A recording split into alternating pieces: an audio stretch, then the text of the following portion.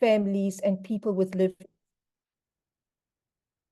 that we are not looking at having an us and them situation, whether it's across disciplines, across various parts of Southern Africa. We're not just South Africa, and also bringing together professionals from a wide range of disciplines. So those are the two things that SA-ChilD is about, really bringing to you evidence-based practice and bringing us together, anyone with an interest in childhood disability. So our topic for this afternoon is early intervention.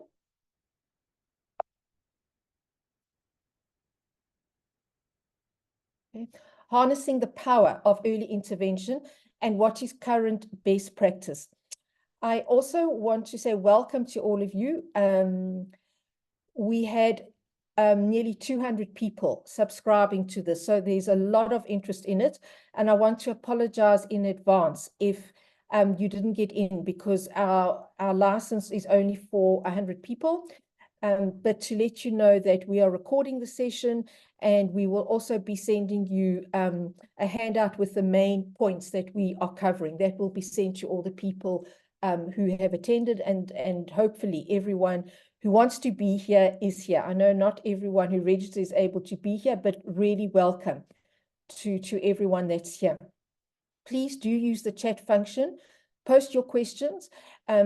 We've had a look at the questions that were posted when you registered, and we will make sure that we cover them. If there's anything that we haven't covered, just put it in the chat function, and Sarah, Kelly, and I will try to answer that, so that you can get the most out of the session. We really are ambitious in how much we think we can cover in 1 hour, but we want to just give you a taste. And if there is a demand or a need, or you'd like us to extend this further into maybe a morning seminar or day seminar, drop us a line. We'd love to hear from you. So who are we that are presenting it? So my name's Gillian Saluji. I'm the current chairperson of SA-ChilD. And if you're not a member of SA-ChilD, it's a good reason to join. If you really want to stay up to date with what's happening locally as well as globally. SA-ChilD is a member of the International Alliance of Academies of Childhood Disability, and that gives us really strong global connections, and that's why we can host a class like we are hosting tonight. Part of one of my duties at SA-ChilD is that I'm a member of the executive committee of the International Alliance, and I'm also on the best practice committee. So that has given me a fantastic opportunity to meet with the leaders in the field of childhood onset disability, as we strive to find out what's best practice and what's evidence-based. And so that's one of the reasons I can bring you some of this information today. And secondly, for the past year, I've been a consultant at UNICEF in terms of early intervention, and UNICEF has a very ambitious program led by Hans Forsberg and Diane Damiano, where they are piloting early detection of developmental disability and early intervention in 3 countries, Peru, Bulgaria, and Uganda. So I've been involved in a lot of that work in saying, what is best practice and how we're going to implement that at a national level in 3 different contexts. So that's the background and why we are bringing you this masterclass today.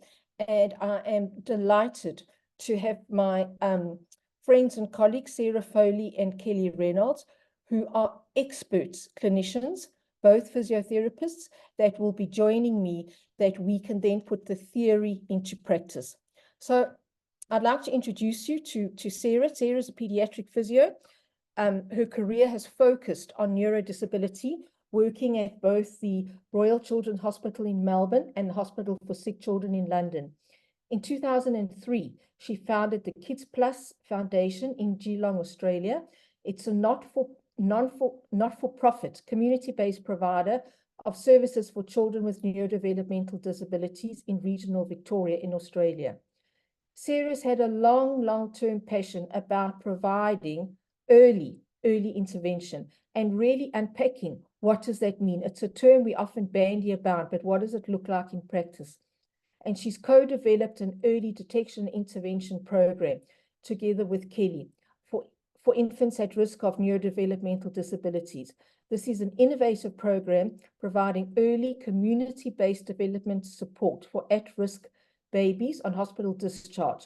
And it's recently been published and presented at the European Academy of Childhood Disability. And as a follow-up to this webinar, we'll be sending you the link to that paper.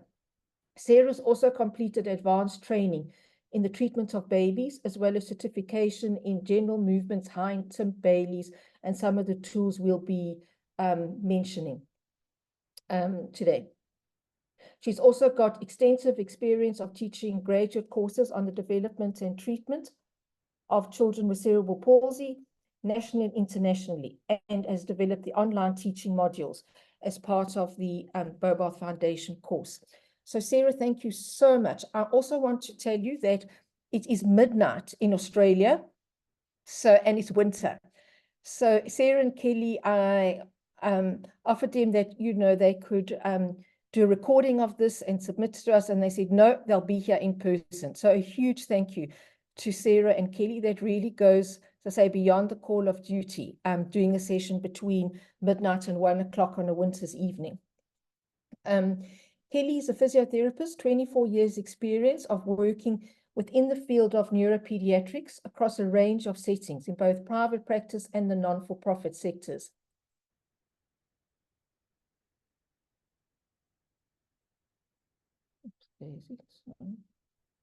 I've just lost something here.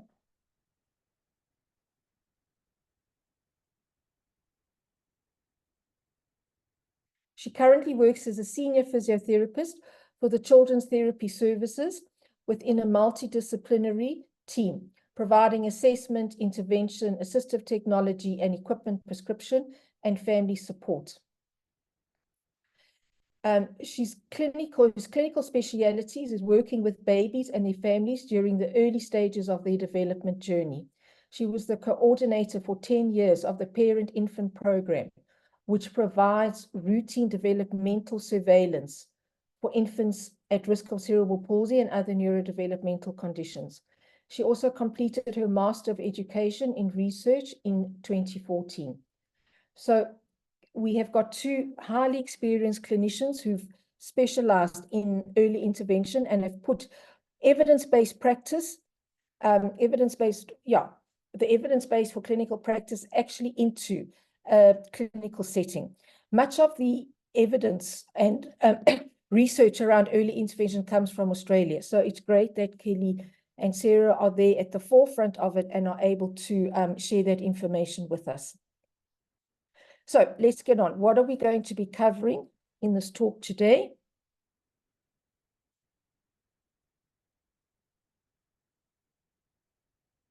Firstly, having a look at the tools for early detection of developmental disability, having a look at the evidence-informed early intervention principles, some of the early intervention protocols and programs, and then Kelly and Sarah will take over from the second half and have a look at from theory to practice.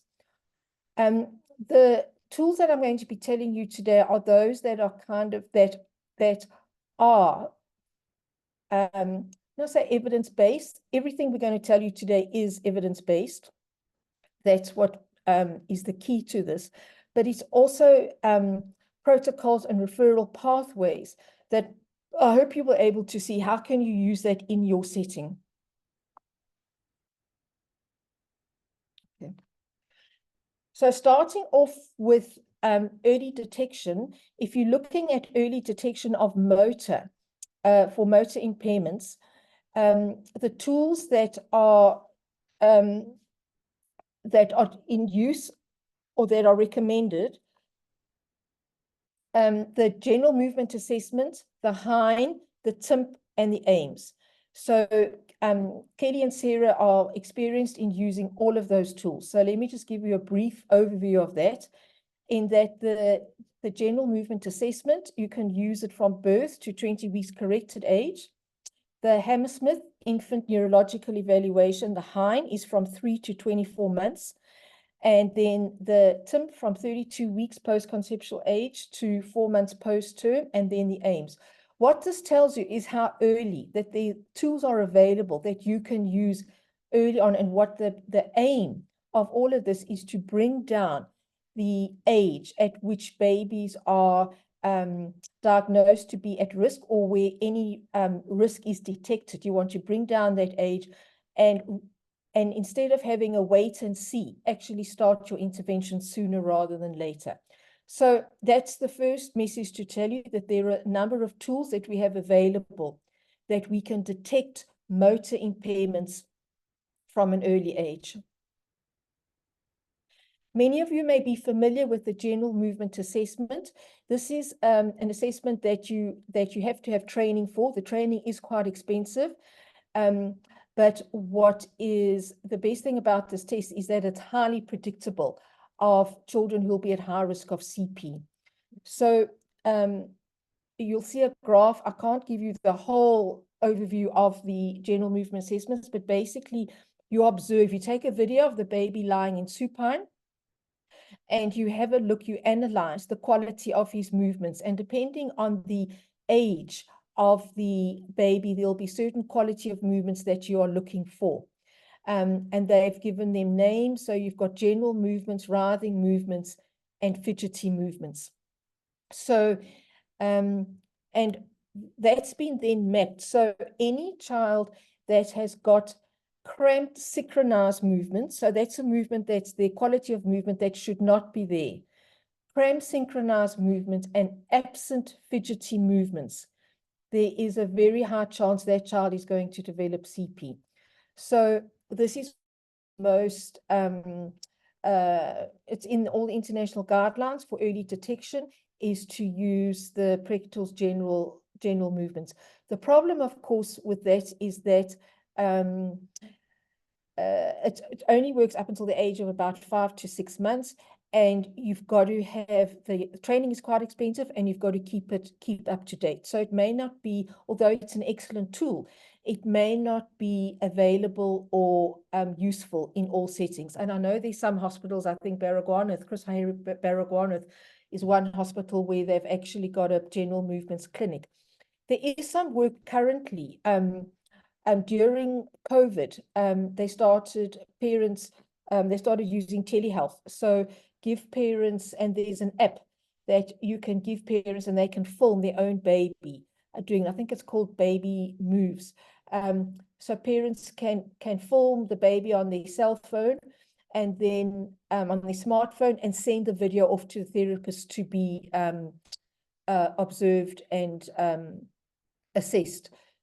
And there has been some work currently in progress using artificial intelligence to actually see if you can use machine learning to actually analyze the video. So it's quite an exciting development that's happening there. So that's the general movement assessment.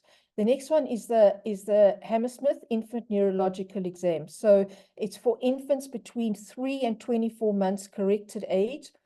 Very highly predictable. Sensitivity and specificity for predicting CP is more than 90%, and it comprises 26 items. So it's not a new test, it's an old test, but its sensitivity and specificity are incredibly good for predicting CP. You don't have to have special training to use it. There are lots of websites that you can go to, so it can be something that you can do on your own. However, it is always recommended that you go and are trained in how to do it, so that so the quality of what you're doing, you're learning from someone that's very experienced. And there are some training programs available, some trainers in South Africa. There's not a certification or anything for this, so it is a tool that's really very easily accessible. And the forms are easy to download. All the material to do it is free. The interpretation of the Heinz scores, so say they're very predictive. Your Heinz score between 3, 6, 9, or 12 months, a score of less than 50 indicates that child may have bilateral CP. and a Heinz score of 3 at 3 to 6 months of less than 40 indicates likely GMFCS 3 to 4. So it's very highly predictable.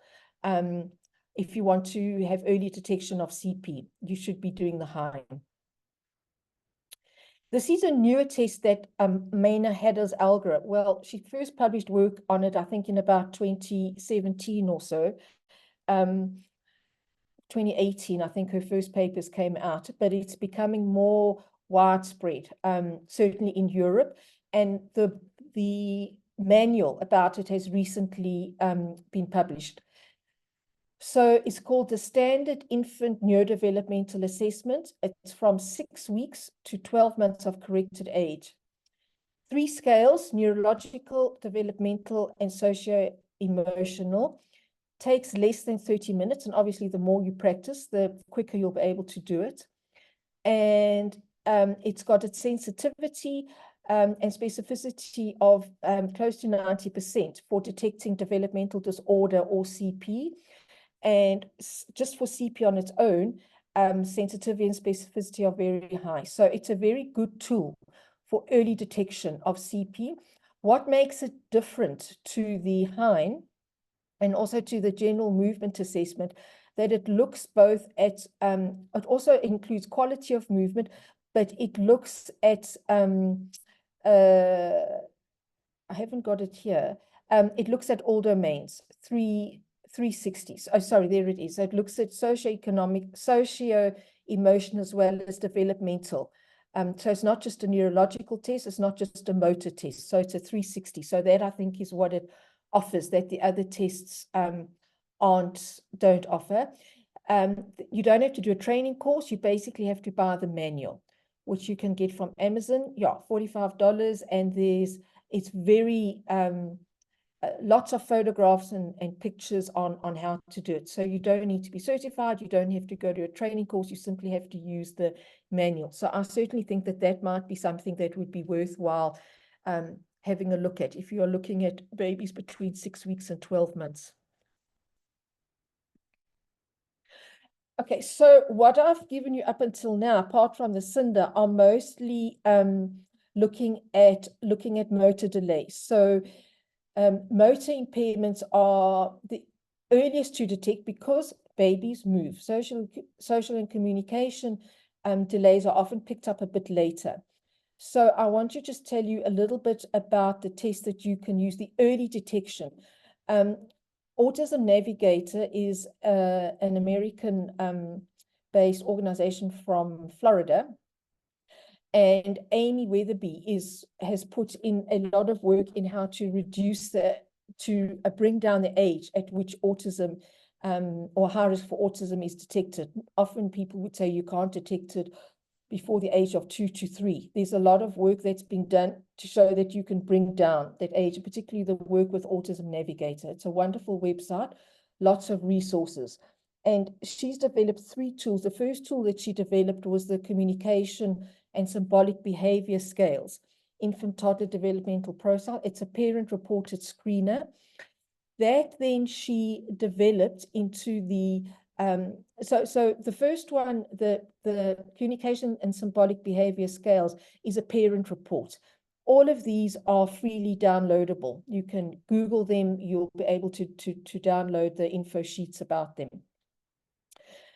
So the first one is a parent report, and then the second one is a video, systematic observation. So the parent report, you would video their child while they are doing the communication social behavior scales, or you'd video their child in their home setting and then do a SORF, which is a systematic observation of red flags, which is an observational screening tool. And then this, I think, is a really lovely tool to use, is 16 early signs of autism by 16 months. It's you can downloads offline. It's the book is quite big. It's 90 pages, but it's lots of very beautiful photographs, and it's basically a guide for parents that parents can go through that, and if they are worried about it, if you'll see at the bottom, I'll see on the right hand side, total number of early signs of autism. and that if your child shows those signs, then it's advised you to go and seek some help. So that, I think, is a really good tool for having a look at, being able to look at high risk of autism before the age of 2. Then I don't know how many people are familiar with the MCHAT. That's a modified checklist for autism in toddlers for 16 to 30 months of age. It's a 2-stage parent reporting tool. So you just get the MCHAT, and then the RF means it's the follow-up. So the parents just can do the questions, and then as the therapist, you can do the second part where you just probe each of those answers. So the MCHAT is widely used as an early screening tool for autism. However, it may miss the milder children with autism. Okay. I was recently involved in some work with some colleagues on looking at screening tools, and the criteria were they had to be used in low middle income settings, a sensitivity and specificity above 70%, must cover at least 3 domains, and be useful for the age of 0 to 5 years. So these are screening tools as opposed to developmental assessments. And these are the ones that came up that had all of those, that met all of those criteria. So the ages and stages is very widely used, but you've got to pay for it. A very good tool to use in a low middle income setting is the Malawi Developmental Assessment Tool, developed by Melissa Gladstone, and that's been increasingly widely used throughout Africa and some parts, I think, of the Middle East as well. It says assessment tool, but it's also a screener. And the test itself, there's variable costs to that. If you've got to just go to the website and you'll write to her, and the costs are variable, depends on how much, if you want training, etc. on it. But it's a relatively straightforward tool to use. And although I've said they're free, when I looked at the website again last night, it said kind of variable costs. Then there's the Bailey Infant Neurodevelopmental Screener, the Survey of Wellbeing of Young Children. Oh, sorry, I've got to mix up. The Survey of Wellbeing of Young Children, that's the one that's free. The Malawi Developmental Assessment Tool has got some variable costs involved. There's the GMC, the PEDS, Parents Evaluation Developmental Status, the Maltino Adapter Scale. I put that in there because that's used in Cape Town. So it's been used for many, many years in Cape Town. It's got also good sensitivity and specificity, but it hasn't, and it's free, but it hasn't been widely used, I don't think, outside of Cape Town. But if there's anyone from the Cape that can put me right on that, please let me know. And then the Rapid Neurodevelopmental Assessment is a tool that was developed by Naila Khan in Pakistan. So just to let you know, I'm just throwing out some names here to let you know that if you are looking for a good tool, these are some of the names that you could have a look at. Some of the tools that meet those criteria. Okay. If we are looking at what are the most predictive tools for detecting risk of CP, I'm focusing now on CP, before the age of 5 months. Before the age of 5 months, MRI, 86 to 89% sensitivity. Prectal, general movement assessment, 98% sensitivity, and the Hein. So the MRI is really only available in the bigger hospitals and in the private sector. The assessment of general movements, you need to have had some training on that, but I think the Hein is certainly something that I think would be relatively easy to implement in any hospital setting.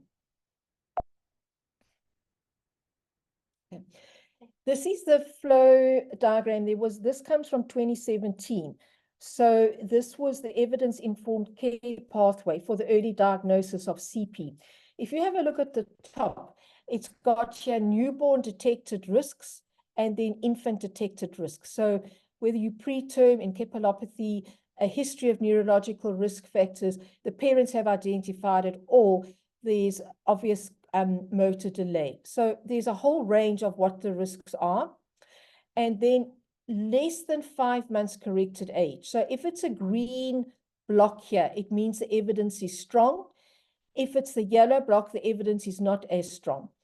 So for less than 5 months, so and the early detection, there's 4 things you've got to have a look at. Obviously, the clinical history, a neurological exam, neurological imaging, and then a motor function assessment.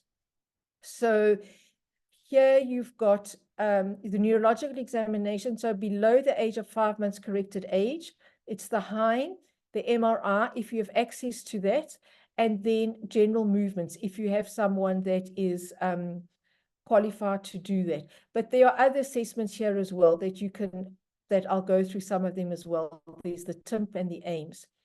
And then the CINDA you'd also be able to use here as well. And then over 5 months, more than 5 months corrected age, it's the HINE, the MRI, and then I'm going to tell you a bit about this test called the DAISY, and there you get the AIMS there as well.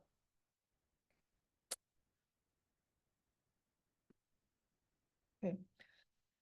So this comes from that article that the HINE, 90% after 5 months corrected age, the most predictive, sorry, I've said so below 5 months, so the HINE, magnetic, the MRI, and the general movement assessment.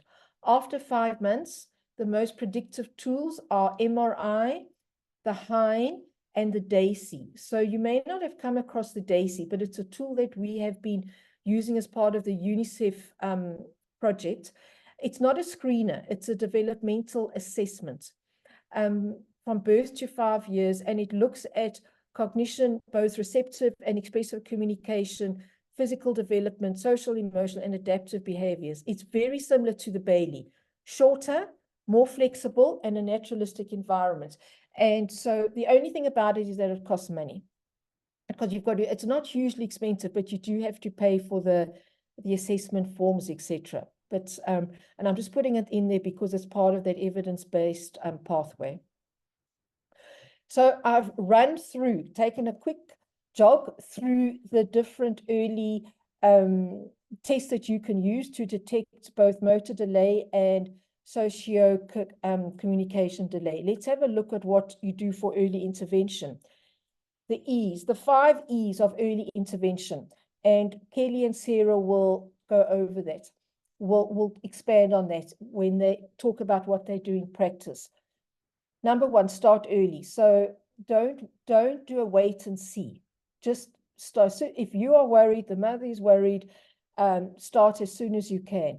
Emotional, Kelly and Sarah will talk to the importance of that every day. And I think that comes across in some of the packages or protocols that I'll mention. It's not about what happens at therapy. It's about doing those, about the child being active daily. So perform activities, so it's training. There's a lot of move these days towards the idea of training and coaching. Encourage active exploration and environment, and use the best evidence. So the best evidence, which I'll cover a bit in the next slide, positive reinforcement. So positive parenting, a lot of emphasis. When the child does something, give them lots of praise. I found it quite interesting that that's kind of, I thought you just did that, it's common sense, but evidence says that positive reinforcement and praising the child, making the fuss of the child when they get it right is very important. A child-initiated movements, goal-directed, and repetitional practice. So if you are looking to do, well, you've now identified this child is high risk and you are worried. What are you actually going to do? What does the program or the therapy intervention look like? I would say that this is evidence-based principles. Whatever you do needs to be aligned with these principles. Is it being child-driven? That's so important. This idea of active infant exploration in an enriched environment. So it's got to be child-driven, child-initiated. That's the whole theory of motor learning. The child must be active. How do we help this child to explore his environment, those self-initiated movements? So that's number 1. Create an environment where the child will be moving and exploring. Intensity of practice. So that comes into the element of training and giving the mother or the caregiver ideas of how to practice these tasks daily, repetition. So lots and lots of practice. There's a lot of work, and you'll see some of the programs I'm going to mention are all about you've got to find the goal, and then you work towards that goal. Parent training, parent coaching is becoming quite a buzzword. I think there is a certain skill to how you train parents. It's not just, certainly as I used to do it, you know, this is, I'll show you once, and that's what you must practice at home. It's a lot, I think it's got a lot more sophisticated into what we mean by parent training and coaching. Positive parenting, and the one that I think is a very helpful thing is finding the just right challenge. And that is really individual, has to be individualized for every baby. And what can the child nearly do? So to make the activity that you are working on, whatever that activity or whatever that goal is, how do you find that it's not too difficult, but not too easy as well? And I think that's absolutely key. So anything that you do as an interventionist, if you can remember these principles, child must be active. There must be opportunity to practice. You've got to have a look at the goal that you're doing. What is the role of the parents, and are you giving the child the just right challenge? Here are some names that you'll come across, and what you'll see for all of them, they have to have an acronym, a name. Okay, so COPCA has been around for a long time. Coping and Caring for Infants with Special Needs, that by Hadis Algra. Then you've got GAME, that's very big in Australia. Kelly and Sarah can tell you more about it if you want to know about it, but it's about setting a goal, goals, activity, motor, enrichment. So it's about setting the goals and then coaching the mother in how she can achieve those goals by practicing with the child every day. There's really strong evidence for the upper limb interventions. I'm sure you may have heard of CIMT, a constrained induced movement. There's the baby bimanual therapy. There's a program called REACH in America. There's a program called APPLES. So they're all about upper limb inventions, either unilateral, so you put some sort of restraint on the less affected hand, and you encourage active movement of the unaffected hand. Of the affected head, and then the bimanual activity. So there's a lot of protocols just around that, and there's a name I came across recently called Speedy, that's also in the randomized controlled trial, and there's something that I've just saw that's currently in a randomized controlled trial in Australia and Italy called Visible. Don't get worried about all these names, because none of them are perfect. And I think that's why I specifically asked Kelly and Sarah to kind of give us, you know, from their clinical and their years of experience. Don't get hooked up and say, we've got to do GAME or we've got to be SIMT. Because what I find with all of them, these approaches, is that they're very one-dimensional, in that they'll focus a lot on motor, but the motor system doesn't operate in isolation. You've got to have a look at the vision, at social, at communication. So that for me is the challenge for most of these kind of name protocols and approaches. And then the work that I've done with UNICEF, and this will be freely available, but I think it might be quite a helpful tool. It's for motor skills training within the first 3 years. But it's developed by the Cerebral Palsy Foundation in the US, specifically for the UNICEF project. And it's 9 modules that you take it. And what you can see, it's look at the topics, how babies learn, where babies learn, motor learning and goals, practicing, how to practice, parenting strategies and self-care. So it doesn't go like sitting, standing. It looks at far more holistically. The problem I have with it, though, is that, not the problem, but it's only for motor. So, you know, motor system does not develop in isolation. I think when you're looking at programs that look very appealing because there's a protocol and exercise 1, 2, and 3, etc., and what you must practice, you can't just look at one domain in isolation. Early intervention for high-risk autism, there are two things I want to tell you about. The first thing is the baby navigator from Autism Navigator. I've mentioned that before. It costs, the training for therapists is not cheap, but there's a lot of materials, free materials for families. So it's a really good resource for families. And if you aren't aware of it, the Caregiver Skills Training Program is from WHO. There's a lot of stuff on the website that you can download for free. Sorry, that shouldn't be 0 to 2 years. It's 2 to 9 years. 2 to 9 years, and it's free. And WHO are currently developing the Caregiver Skills Training Program for 0 to 2. The problem with the Caregiver Skills Training is that it's for high-risk autism. It doesn't have a motor component. So they are currently field testing a version that will include motor component and go from 0 to 2 years. So I'm just sorry about that mistake. It's from 2 to 9 years. Okay. Kelly and Sarah will talk more about parents, but these are some evidence-based programs, the Positive Parenting Program, Triple P, and Acceptance and Commitment Therapy, which also comes out of Australia. So that was really a brief overview of some of the tools that you can use and some of the new ideas of early intervention. And I will hand over to Kelly and to Sarah.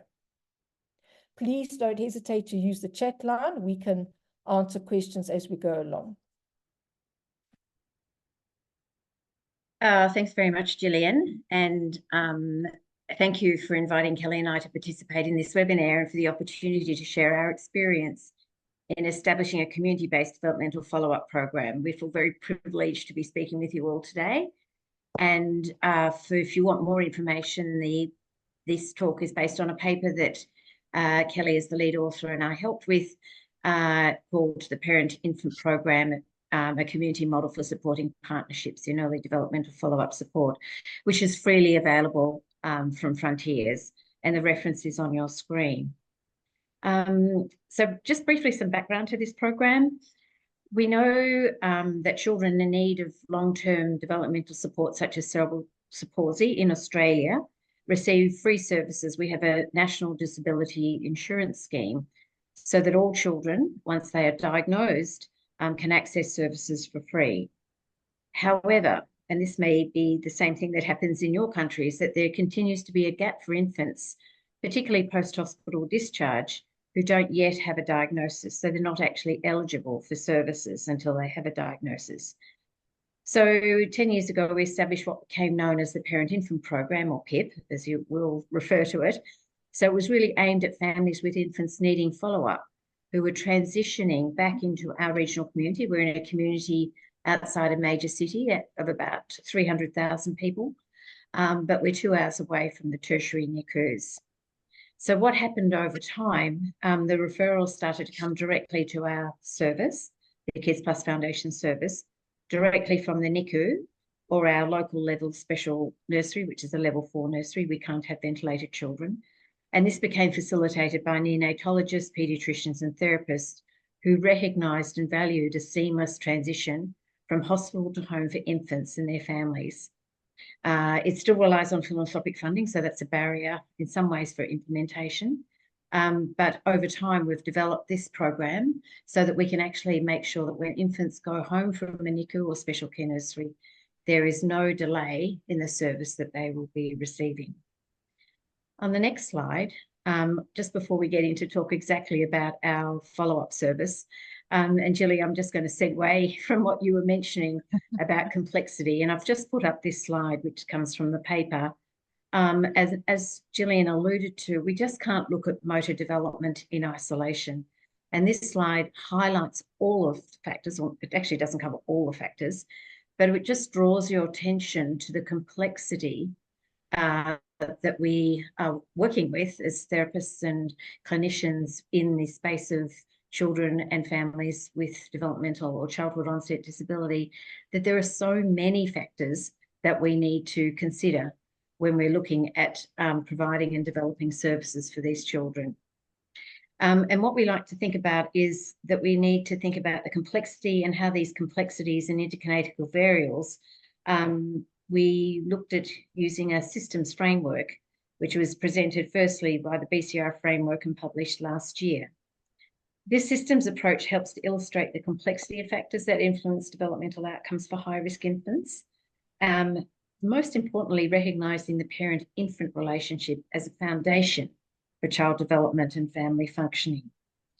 We can't actually get any child development interventions happening if we don't actually think about the parent and the infant interrelationship.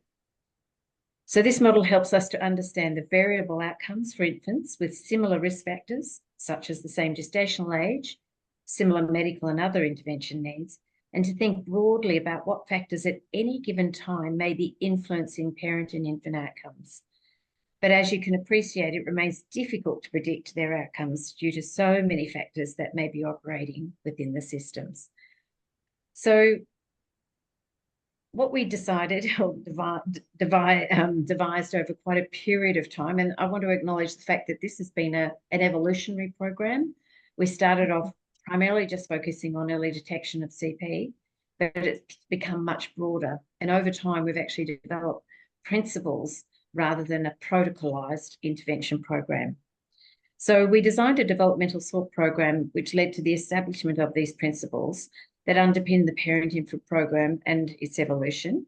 And we have expanded these E words to be early, emotional, emerging needs, ecological, and expertise. And we're going to follow up in detail about what this actually means. And it's by combining this set of principles, which is underpinned, all of this is underpinned by an evidence-based approach. We've developed a comprehensive and all-encompassing program that supports continuity and longer-term connection with parents. And this has evolved over time, and we think it will continue to evolve because any program really needs to reflect the changing needs of the community in which it is based. So I guess Kelly and I are prefacing anything that we're going to talk about today will be probably different to what you might be implementing in the various communities that you are reflecting in your practice. Now, the first thing was about early, and of course, early detection. Gillian has gone over all the early intervention protocols. And in Australia, we, in 2017, Novak paper published the evidence-based clinical guidelines. And as Gillian said, MRI, general movements, optimality score, the Hammersmith infant neurological examination, etc., have all been spoken about. What happens in Australia, that any infant who's identified at risk, usually through a NICU setting, is transferred into early detection follow-up clinic. And these children are then followed up in this hospital-based clinic up until they either have cerebral palsy or don't have cerebral palsy. So they're usually discharged around that 4-month period into a cerebral palsy service, or often into no other service because they don't have cerebral palsy. What we do know, and for those paediatricians and neonatologists in the audience, is that there's possibly up to 50% of infants who go on to have a diagnosis of cerebral palsy do not necessarily present as high risk of cerebral palsy, as in that they don't necessarily come through a NICU. So we believe that a community-based service should provide these assessments. And so our PIP therapists have been doing, for example, the GMs since 2013. So when infants are perhaps picked up early through maternal and child health checkups, we can come in and do their GM assessments up until that 4-month window. It's also important to recognise, and many of you may have this experience, that there are many infants who fall what we call into that grey zone diagnostically. Infants that go on to have early developmental delay and potentially long-term neurobehavioural impairments, which may be attributed to brain dysmaturation, but actually don't have MRI changes necessarily. They might have a Hein of 57 and it's okay-ish. We all have children, we're not quite sure where they're going to sit in terms of that early detection of CP. In fact, they're probably maybe not having CP, but will have other neurodevelopmental childhood onset disabilities that do need to have long-term support. Gillian's also spoken about the Cinder, which we think is probably a valuable tool because it doesn't require a lot of costs. And so I think what the point is that early detection we feel is really well managed in Australia, but it's really the children who are not falling into the directly CP category that also need to be supported. So the other aspect that we think about in terms of early is, of course, early intervention. And there's so many centres and experts in this field have identified the need for individualised supports to extend beyond the NICU. We know one of the key elements that we're passionate about is found that when parents who exit from a NICU setting or a special care nursery setting often report feeling incredibly overwhelmed and unprepared for caring for the infant at home. And we believe that one of the important roles that we have as the team that steps in at that point of discharge from hospital as the family is transitioning to home, that we can give very valuable support. And Kelly's going to talk about that a bit more. And we also know from evidence-based that a review of the interventions to support families with preterm infants post-discharge found that fragmentation of services and supports post-discharge really added to the stress and anxiety that parents experience. So our key message here is that if you know you have infants that are being discharged who may or may not have risk factors, they'll all have risk factors, but whether they have a risk of cerebral palsy or other developmental disabilities, that early support is critical from supporting the parents' psychosocial and emotional development. So our follow-up program has the practice of immediacy of intake, so there's no wait between hospital discharge and connection with the follow-up service, and that is a key element for us. This can, of course, be very challenging for services to have availability for immediate pickup when referrals can be unpredictable. And in our own practice, some weeks we would have 4 referrals a week, and then there may be a month with no new referral. So in terms of staffing, it can be quite challenging. But what we do know is, on average, what our yearly intake of infants would be. So you can do your staff planning around that and based on our population and demographics and birth rates. The next stage, Kelly, you're going to step in and talk about one of the really important things we believe is central to any early intervention program is the emotional element that we need to support. Yeah, thanks, Sarah. And thanks, Gillian, for inviting us to share our program with all your colleagues tonight. Just thinking about the emotional support that is required at this time. And it comes from a lot of information, knowledge and information that's been derived from the Brazelton Touchpoint Centre and also the Harvard Centre for the Developing Child, and they have some great resources on their website as well. But really understanding that infants thrive when they experience sensitive and responsive relationships.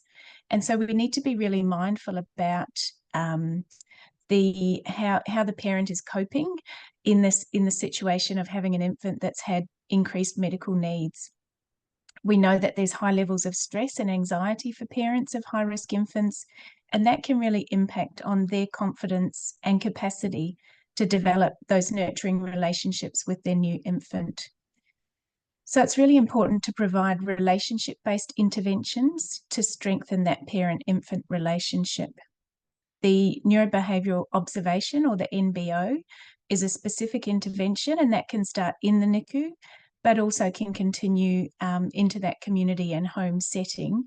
And that is applicable for very young infants. And the focus is on really supporting the parent and infant connection and being able to read those infant cues. It's also about recognising the infant's behavioural state. So you might remember that Brazelton identified 6 states for infants, and we know that high-risk infants can have much more difficulty in maintaining their state regulation. So they're more likely to either be in more irritable states or more drowsy and sleeping for more of the time.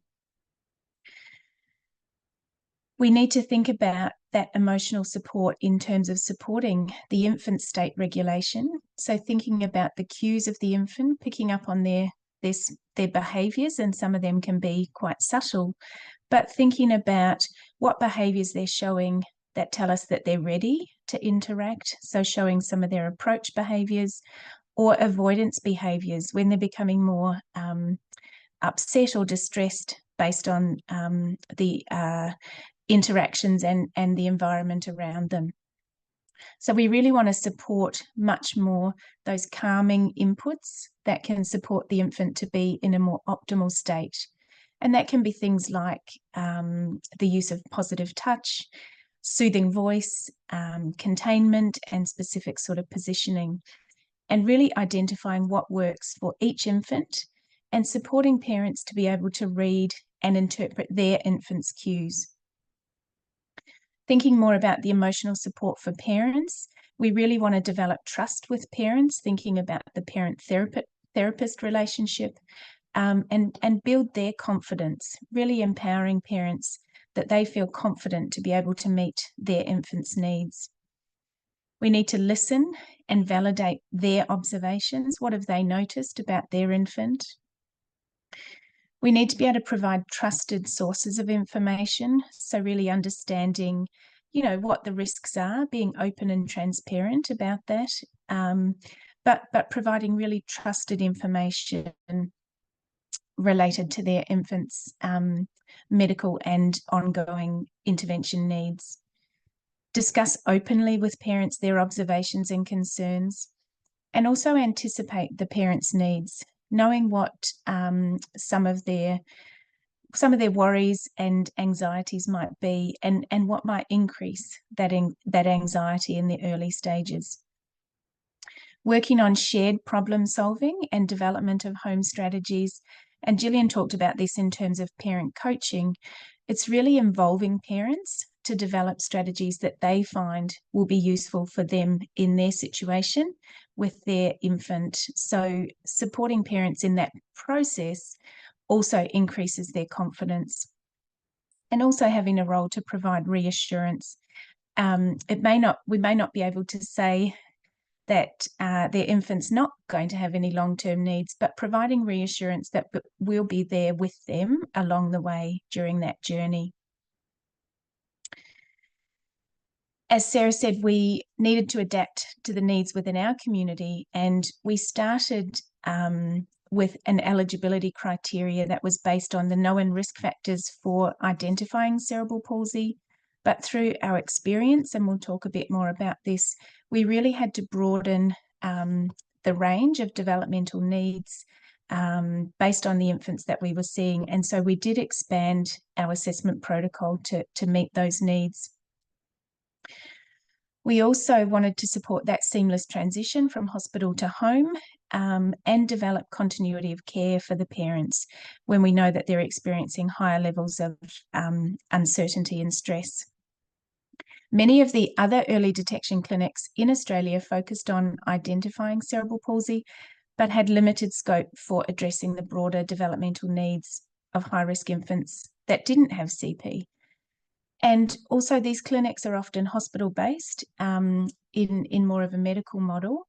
And once the diagnosis had been made, the infant and family were referred to a different early intervention service. So often the assessment team were not providing the ongoing intervention, and so families had to re-establish connections with yet another service. And we felt it was important to be able to provide continuity of care for the families right from that early stage, from referral through to their ongoing early intervention needs. And we were also, being a community-based service, able to provide services either to the family at home or within their local community. And that reduces some of the barriers associated with travel and transport to services. So another E is ecological. And really here, what this diagram is showing is the whole range of services that we offer. And it is this interaction of assessment and intervention together. So our service doesn't solely focus on assessment. While we do complete and utilise the early assessment tools that are required for identification of ongoing needs, we feel it's important to match this with interventions so that families are not just receiving assessments at each of our visits. We know that assessments can create anxiety for parents, and so we want to spread out our assessments so that we're providing some of that wraparound developmental support as well as the assessments, but it's not just going from one assessment to another assessment. The minimum number of sessions we provide is monthly. However, this is flexible and can be increased if the infant or parent are needing more input. So such as around additional times of stress. It may be related to difficulties establishing feeding or poor weight gain. Might be at the point of transitioning to solids, they may be needing more support. If the infant has more stress behaviours and is less settled, or maybe the parents have increased anxiety or signs of reduced coping as well. And someone was asking in the questions about what we can do for infants less than 1 month old. And really, with our program starting early at hospital discharge, often we're seeing the infants about their term equivalent age, and we continue the interventions that have already been commenced in the NICU, such as the developmental care protocols around cue-based cares, thinking about positioning for everyday routines like sleep, feeding, play, early interactions, and really supporting positive touch and that strength of that parent-infant relationship through supporting regulation and co-regulation for the infant. The infants who are diagnosed with cerebral palsy or high risk of CP can go on to having the evidence-informed protocol assessments. It may be things like baby CMIT or bimanual therapy. We need to think about management of tone or early standing and mobility aids. So these children will go into a CP-specific service. But the ones who are not identified with CP will continue to have these other assessments to identify some of their other needs around maybe their communication or social emotional development. And this is just an example of some of the handouts we provide to families. So we have an information booklet, so some written resources that's useful for parents.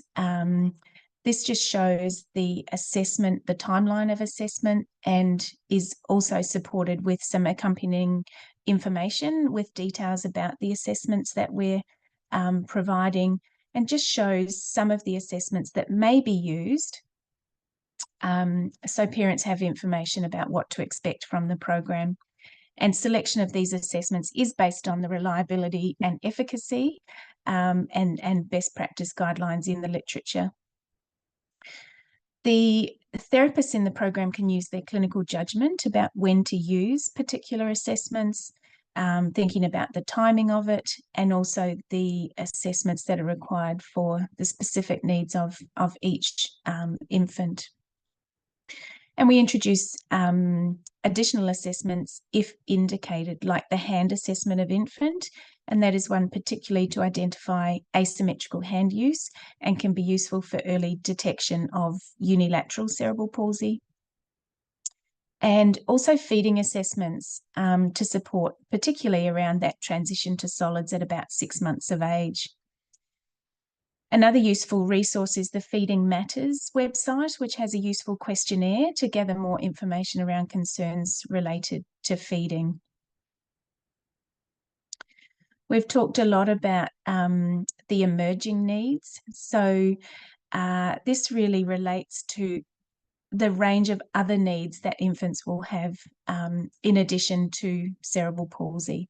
And particularly in the preterm or very preterm group, we know that they may face significant other challenges, feeding difficulties, communication or social emotional impairments, maybe early signs of autism. And we know that children who are born very preterm are 3 times more likely to have risks of developmental coordination disorder, and they perform a lot poorer across several cognitive domains compared with children with typical motor development. And we know that these challenges can continue into adulthood. So it's really important that our program is thinking about the broad range of infant needs and not just focusing on motor development. And for this, we require a transdisciplinary team, so physiotherapy, occupational therapy, and speech therapy. Our speech therapists provide input for progressing feeding, thinking about supporting positive mealtime experiences, supporting the pacing of feeding, increasing efficiency of suck to reduce fatigue, as well as encouraging babbling and vocal exploration. So those early communication elements like turn taking, imitation, and really exposing the infants early to a rich environment of language. The physiotherapy team really supports the postural control and positioning for infants. For example, the child in the middle there lying on his back, we can see is quite typical of a preterm presentation where they have reduced postural tone and often a greater influence of extension in their early postures. So we support them to work towards that self-generated movement that Gillian was talking about. So things like positioning into more flexion can be helpful. So using nesting with rolled up towels to support the infants to bring their shoulders forward and lift the pelvis a little bit to get those limbs lifting off the surface. And we explore alternative ways to have prone-like experiences, which we know are so important for early development. So such as doing prone on the parent's lap or on their shoulder when they're being carried, or using, again, rolled up towels to support positioning on the floor. And that really supports the emergence of early head control and arm support. And of course, our OT colleagues are commonly supporting that early visual development, so thinking about visual enhancement, the early reach and grasp, and more refined manipulation and hand function. So we have regular appointments to provide that incremental challenge that Gillian was talking about, so matched to the infant's capacity, but ensuring that we're progressing the activities that are occurring in the everyday with their parents. And that really does require that transdisciplinary approach. And just to really highlight, I guess, why we need to have that team approach and that broader approach rather than focusing on motor. This graph here shows that over a 3-year period, we had almost 75% of the infants who came into our program were receiving ongoing early intervention support past 2 years of age. What it shows is that only 14% of these infants had a diagnosis of cerebral palsy. So these are the ones in the pink down the bottom. But there were an additional 60% of infants in the dark blue, which were receiving ongoing early intervention for a range of other developmental concerns. So this included having later diagnosis of autism, ADHD, language delays, learning and behavioural difficulties, and sensory processing disorders. So we really think that it shows a strong case to broaden our thinking from infants at risk, but really thinking that all of these infants that have had risk factors at birth are in need of early developmental support that encompasses both the infant and the family. And Sarah, back to you.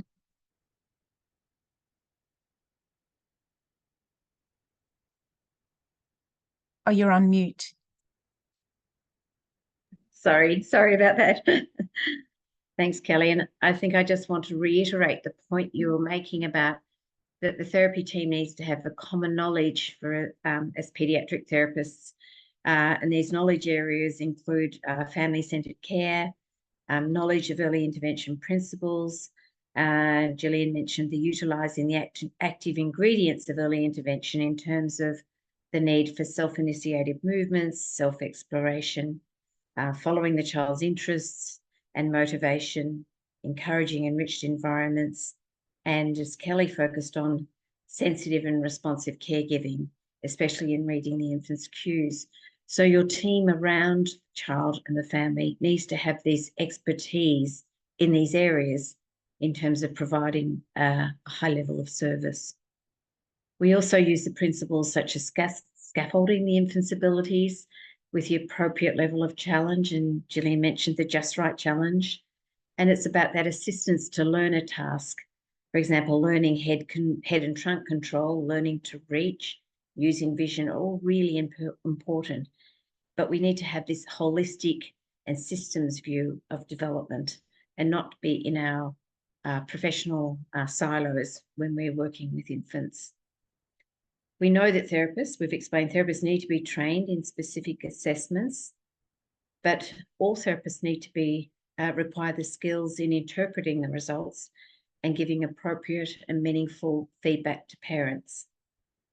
The complexity that we started this conversation about of early childhood development means you need an experienced team with advanced training in infant development and have the ability to use your clinical reasoning to know what are the key factors that need to be addressed in your intervention plans to achieve those identified goals. So all of our therapy team do additional training in treating babies. And also, as you would have realised, what's really important to us is thinking about relationship-based care. So in-depth knowledge of child development is essential, and we teach therapists to look at development with all of its interrelationships and variability, rather than a narrow linear approach to achieving milestones. And system science supports this approach by recognising the complexity and the interrelationship. So your therapists need to do advanced training to develop expertise. And in Australia, and I think you already do this in Southern Africa, there are advanced baby courses to work with infants and families in this area. I think it's also really important to acknowledge that our program has evolved over the past 11 years, and you actually need to have leadership within this for this to happen, and to establish multiple communities of practice to ensure the fidelity of the program that you decide to implement. But it also is important to encourage flexibility and an individualised approach to reflect your community, your families, your context, your environment.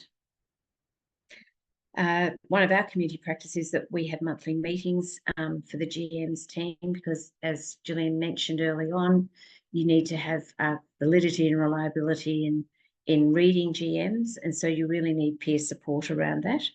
So we meet with our therapy peers, the neonatologists and paediatricians, to show the videos of the infants that have come through the NICU, and this increases our reliability in terms of interpreting what the GMs mean.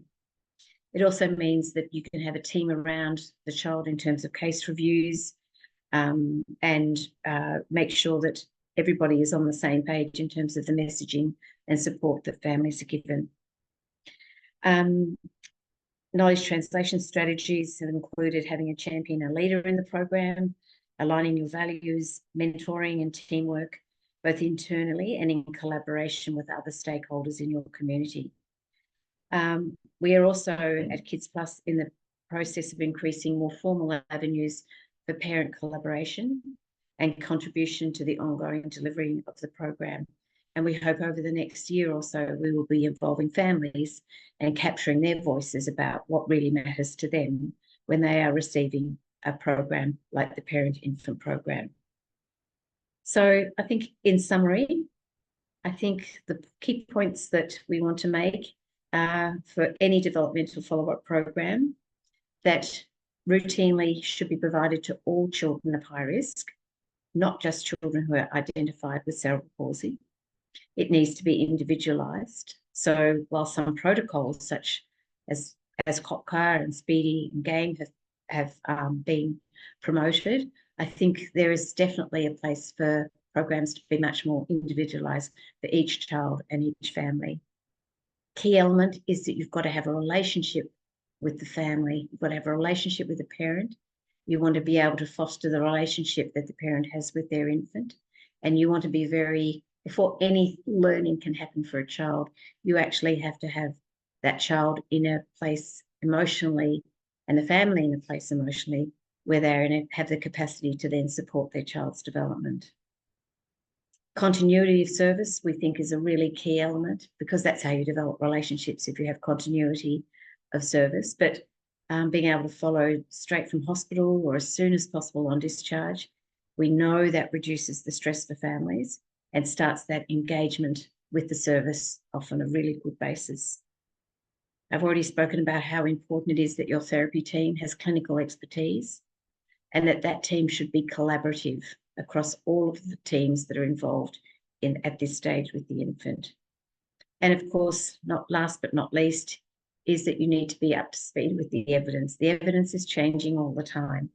And I think what we need to be doing as clinicians and practitioners is that we need to understand the evidence and then translate the evidence into our clinical practice, as well as evaluating in the real life situations, real life settings that we work in a community, to say, is this evidence really applicable and useful for our families? I think our goal is to empower families and nurture the growth and development of every child. And I hope what Kelly and I have presented today will help to support you on your journey in establishing your own PIC programs in your own communities. And thank you for your time tonight. Gillian, do we have any questions that people might like to answer? So, Kelly and Sarah, thank you so much. And I really want to appreciate it's now 1 a.m. in the morning for you. Stay online for a few more minutes. Very open to answering questions. I just see that there's a question here around parents and how to engage parents and how to get parents on board. And I think part of that is a large part of that is what Kelly and Sarah have mentioned, is that if your intervention is not relationship-based and you don't build up that trust, I don't know what the right words are, Kelly, but if you don't build up that trust and that relationship with the caregiver and letting her know, hey, we're on this journey together, it's not surprising that you will have a high rate of fallout. Plus, in the situations where you work in a public service hospital, there's a lot, if you think back to that picture Sarah showed about the complexity, and the context and cultural factors are going to have a huge impact on that. And I think there's no glib answer to your question to say, hey, this is what you must do.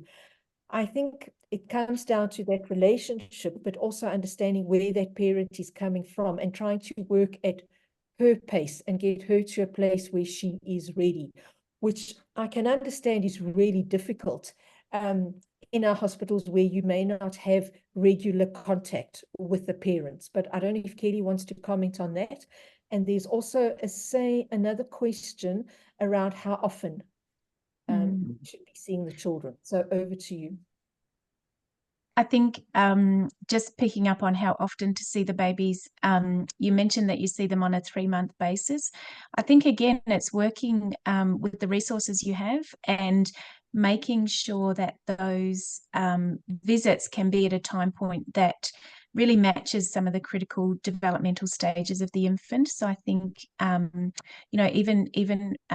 with a 3-month visit, it's thinking about what are the important things to be working with at that stage. So I think, that the transition to home and parents feeling supported in that early stage of adapting to being at home and being without the support of the hospital. Often that transition to solids is another really challenging time. And I guess the 3-month time point is quite critical for some of those early assessments for the identification of cerebral palsy.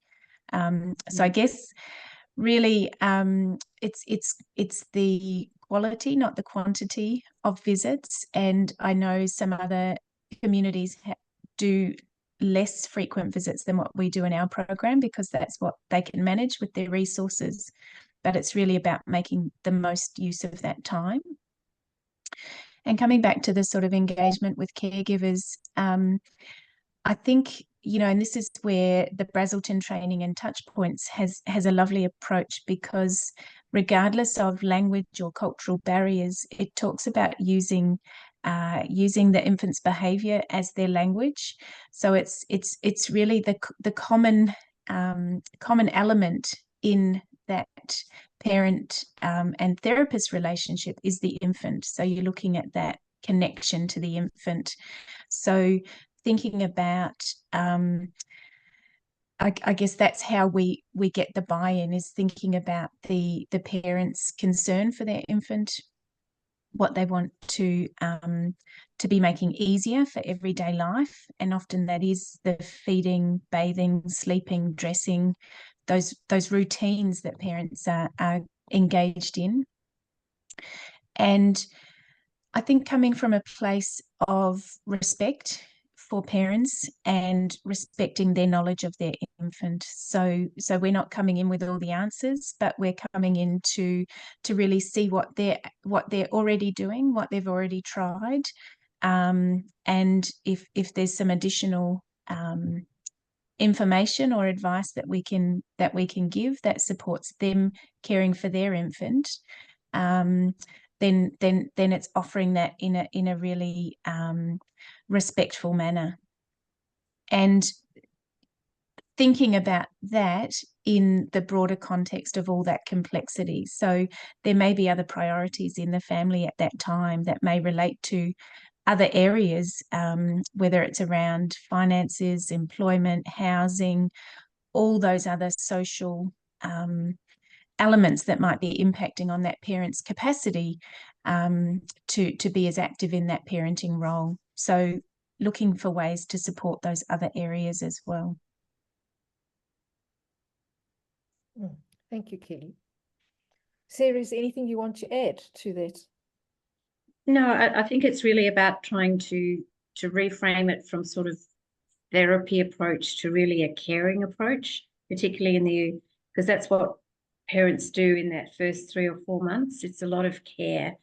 And really, if you reframe it from we have to be doing things to our infant, to really bringing it back to what parents do, every parent does, is as Kelly said, you care, and the ways that you can then support the parent to know what their child is able to do easily and what they might start to be struggling with, so that the idea of therapy comes into it eventually, but you're starting from a point of care. And I think that can often, every parent wants to care for their children, and that's if you sit in a session with Kelly, she's often just caring with the parent. Doesn't look like there's lots of therapy and exercises happening. So I think that's the point, that you can then start to develop that trust and respect of the infant and the parent, and that's really the starting point. And I think the idea that parents then start to understand perhaps what their child might be having difficulties with, so those conversations around disability can start to emerge within a safe environment for the family, because you have their trust. You're not going in with the lens of your child can't do anything. It's how can we support them? Oh, they're trying to use their hands, but it's a little bit tricky. So how can we what's a bit easier way that we might be doing that? It's a very sort of gentle but effective therapeutic way that you can work with families in this early stage. And I think that the point is we try and get the messaging about disability, like if your child perhaps is at high risk because they have cramped synchronized movements or abnormal GMs, you're going to be having a relationship with the family. So it's, in fact, the point of diagnosis is just part of a transition period for a family. It's not like you get a diagnosis and then this is what happens. you're already in a therapeutic relationship with the family. So that's the best place to be giving messages where that can be quite devastating, obviously, for families at this stage. But I guess we're getting a lot of messages on the chat about language and cultural bridges, and that can be a challenge. People working as solo practitioners. So I think there are lots of things that can be barriers and facilitators for how you might use this knowledge translation within your practice. So Kelly or Gillian, obviously doing some courses that SA-ChilD offer is really, working with infants is quite specialised in a way. And so try and get yourself onto training, try and set up a mentoring, read lots of the literature and seek some supports for yourself. And even in our group where everyone's very experienced, we still lean in very closely to each other when we're working with infants and working with families. So we never at any point think that we know everything. So, and really lean into your colleagues. We're lucky we have OTs and speechies with us. We're lucky we have good relationships with the paediatrician. So try and build your community around the families that come through your service is really important. Yeah, thank you. And I think from the chat, thank you for your comments, Faiza, in Cape Town. And I think that's the message, one of the messages I hope that you'll take home with you from this session is that as therapists, we think we have to do. We go in and we want to touch and handle and hold the babies. And often I think, it's quite intimidating, but I hope that you've learned from this that that's not your starting point. Your starting point is that understanding the language of the baby, what the baby's communicating to you and to the mother. And that's your starting point, that your therapy is based on the relationship that you have with the mother and that the mother has with her child. And I hope that takes away some of your stress, that often just going in and just providing the therapy or doing things. I think the evidence today is moving us away from that totally to a new way of thinking about that. And I think it was Ashlyn that said basic practical advice on setting up a service. Yeah. I'm sure there are very good examples of how that's done. And I wonder if something like Rurisa might be a way that we can explore that. But I certainly think at SA-ChilD, those are the kind of comments that we will look at and see, how can we help you network and find the resources that you need. I just want to see if there's any other last questions. There's lots of lovely comments about the importance of emotional support. Were you going to say the same thing, Kelly? It's just lovely to see the comments about people saying that the emotional support is often what parents in their reporting is most valued. So I think that's clearly a message that your therapists who are listening have really appreciated in their own practice. It's fantastic to hear that. Yeah, I was just going to make the comment, particularly about setting up a service. I think, assessment tools and particularly like the general movements assessment, which is looking for cerebral palsy, as you say, can be quite a devastating diagnosis, and it's very early for parents. I think that's the icing on the cake for any developmental service. I think it really starts with the support you're providing to the parent and the infant. It's nice to be able to diagnose cerebral palsy early, but if you're working actively with the parent and infant, you'll be able to identify their challenges, whether you use the GMs or not. I know it's certainly a well-recommended tool, but there's, you really need to start from that place of connecting with the parent and connecting with the infant. And so the assessment tools are really to aid us in our clinical reasoning, but it's not to replace our clinical observations as therapists. It's not to replace that connection and partnership that we have with the families. And someone just asked about the role of the GP in the process. We, I guess, in Australia, most of our high-risk infants will come from either the hospital departments, so usually the paediatrician or the neonatologist, but certainly any community practitioner can refer in. So whether that's general practice or our maternal and child health practitioners, they can refer into us, and we certainly feel that's a good safety net for catching any of the infants that haven't come through the usual pathways if they're showing delays or parents have concerns.